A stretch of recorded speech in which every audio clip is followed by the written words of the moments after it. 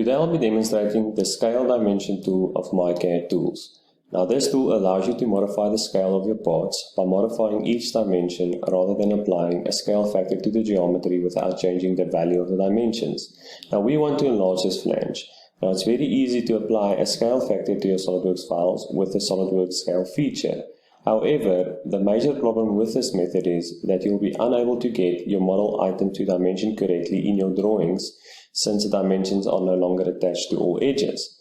And the second problem is that it's very difficult to not drive certain dimensions, like walls or angular dimensions. But a solution to these problems are the ScaleDimension tool of myCADtools. So let's launch this tool.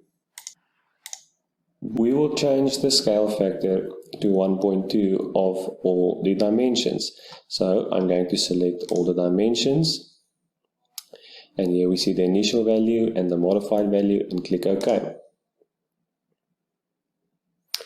And as easy as that, we've changed the dimensions to a scale factor of 1.2 as well as the part. Thank you very much.